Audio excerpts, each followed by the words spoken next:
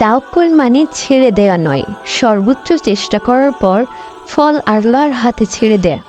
আল্লাহ তার বান্দাকে এমন পথ থেকে রিজিক দেন যা মানুষ কল্পনাও করতে পারে না। বিপদের সময় ধৈর্য ও আল্লাহর উপর ভরসাই একজন মুমিনের সবচেয়ে বড় শক্তি। যে ব্যক্তি আল্লাহর জন্য মানুষের উপকার করে, আল্লাহ তার জন্য উত্তম ব্যবস্থা করেন।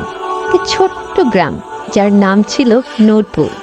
সেই গ্রামে থাকতেন একজন দরিদ্র কিন্তু অত্যন্ত আল্লাহভীরু একজন মানুষ। তার নাম ছিল আব্দুল্লাহ।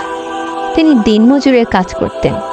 যেদিন কাজ পেতেন সেদিন পরিবারের জন্য খাবার জুটত, আর যেদিন কাজ পেতেন না সেদিনও তিনি বলতেন, আমার রব আছেন, তিনি অবশ্যই আমাদের জন্য উত্তম ব্যবস্থা করবেন।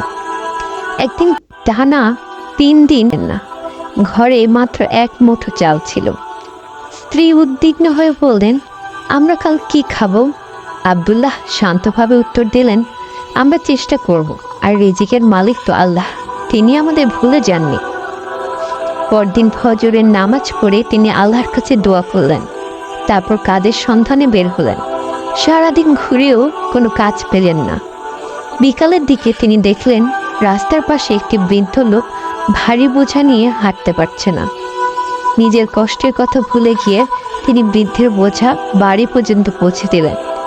বৃদ্ধ খুব খুশি হয়ে কিছু টাকা দিতে চাইলে আব্দুল্লাহ বললেন, আমি আল্লাহর সন্তুষ্টির জন্য সাহায্য করেছি, টাকার জন্য না। বৃদ্ধ জোর করে তার হাতে একটি ছোট্ট থলে দিয়ে বললেন, এটি আমার উপহার, ফিরিয়ে দিও না। বাড়ি ফিরে থলেটি খুলে দেখলেন সেখানে কিছু টাকা নয়, কিছু খাদ্য সামগ্রীও ছিল, যা দিয়ে কয়েকদিনের সংসার চালাতে পারে। কয়েকদিন পর সে বৃদ্ধের ছেলে আব্দুল্লাহকে খুঁজে বের করলেন। তিনি ছিলেন একজন ব্যবসায়ী। বাবার মুখে আব্দুল্লাহর সততা ও সাহায্যের কথা শুনে তিনি তাকে নিজের প্রতিষ্ঠানে স্থায়ী কাজের প্রস্তাব দিলেন।